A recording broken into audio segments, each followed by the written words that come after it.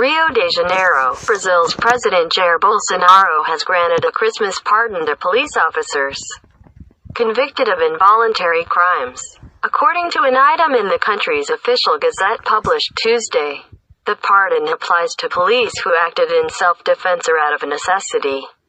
For example, if while doing so they accidentally killed a bystander, it benefits those who have served at least 1/6 of their sentence, and includes police if they took action while off-duty to eliminate risks to themselves or others. Bolsonaro, who was elected on a law and order platform, has pledged to defend cops and said those who shoot criminals should be given medals rather than face legal processes. However, he also said repeatedly before taking office that his administration wouldn't offer any pardons. Earlier this month he announced his intention to pardon cops. The decision is controversial given that extrajudicial killings by Brazilian police have sometimes been wrongly classified as acts of self-defense. The number of police who will benefit is likely to be small, as few are ever convicted of manslaughter, according to Arthur Trindade, a board member of non-profit Brazilian Public Security Forum. "This isn't a question of doing justice for these professionals," said Trindade, a sociology professor at the University of Brasilia.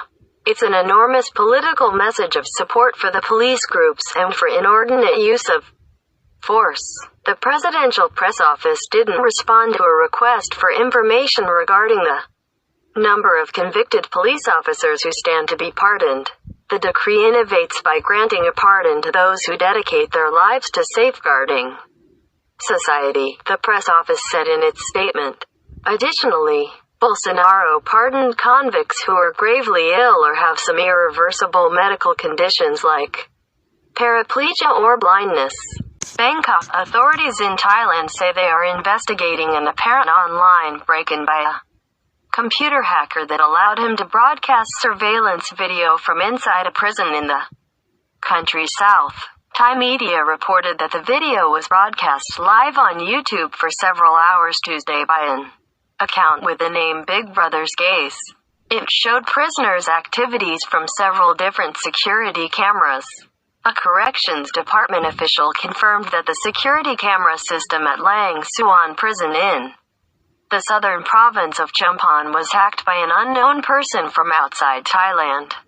Many surveillance cameras, along with other gadgets, are linked online in what has become known as the Internet of Things, or IoT. Security for such items is often neglected by their users, allowing access by unauthorized parties.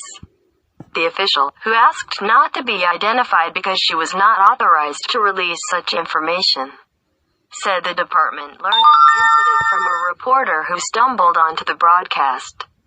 Corrections Department Director General Police Call Narat Saitanan ordered the prison to turn off the surveillance camera system and investigate the incident. He also ordered the prison commander to file a complaint with the police.